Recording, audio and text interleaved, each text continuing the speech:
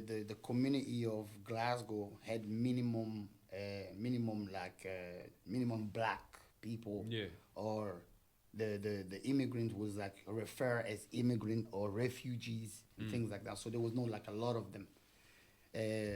You get like more the Asian, like the Pakistanis and Indian were more like Present, they yeah. were more present more than us. We were like asylum seekers because you claiming asylum to live in Scotland, and from there I started to navigate my way. But one thing that was pretty apparent, it was trying to not be accepted, but there was a race barrier that had to be broken because the young Scottish kids was really just I mean, they didn't know different. They didn't know any different.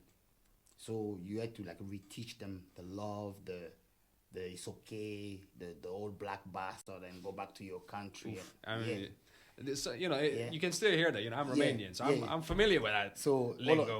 all that had to be redone, and in order to break barrier with certain group, you had to fight to stand up for yourself. You get chased, like I remember Torrigan, you get chased around. I mean, just as a community, how big was in Torrigan? How big was the black It was community small. as a kid? So I moved into Torrigan. Bear in mind, Torrigan is just Torrigan. There's Yeah. loads of places in Yeah, yeah, to yeah. go out in. So I just moved into Torrigan. So while I'm in Torrigan and that's happening to me, I didn't know that there was more Yeah. of Scotland. So I managed to navigate through Torrigan first, because before stepping out of Torrigan, You want to have a base? yeah, because when I stepped out of Torrigan, that's when the whole journey began. Yeah.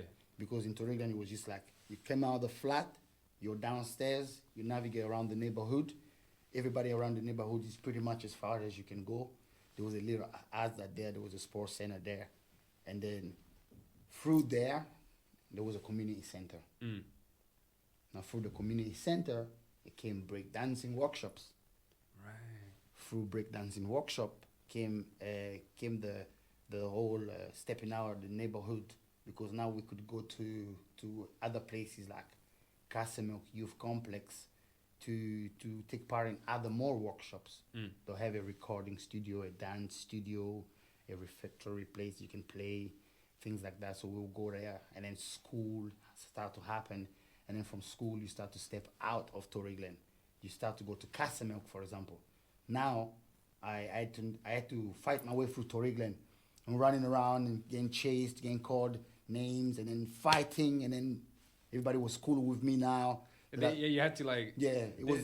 It's like you're in this certain level. It's this weird kind of respect where like they might not find in the beginning they don't know you and they not necessarily like you. After that they're like, well, they don't know you, but they're not gonna tell you anymore because they're a bit like, okay, it's not worth. Yeah, You know. And then after that, you know what? I actually begrudgingly like him because he stands up for himself. And after a while, it becomes That was he's all right. He's one of us. That was a very important part of growing up as a kid. Was every time you stood up for yourself, everything was fine. I look back here, I was like, that's quite a good life survival check for, yeah, like for a kid, because back home, although we were fighting physically, we'll fight, because back home the girls were really strong. Mm. From where I come from, girls are really strong. Do you know what I mean? So back home it was like, it was not just fighting to make friends and everything. We were just fighting. It's part of it. There was nothing much. It's kids, trying to manage their emotions. Yeah, but you would fight in school, you would fight at home, but you wouldn't fight with the kids in the street because now you fear them. So it was something we just used to play around. But here, it was out in the streets. It was, yeah. It was being out, and you random boys like, what you saying? Wait. You're like, what? And then you realize that it's about to go down. And then you don't even talk, boom, you're already down. So you have to learn to be strong and own your presence. Yeah. And then eventually that strength built into confidence. Confidence turned into something else. And then without knowing, I was breakdancing, and then breakdancing took over everything, because now I was like, mom, breakdance. And then I'll go to school. School, I was very good at physical activities, liked physical activity. And then there was the whole stepping out of schools and going into the city.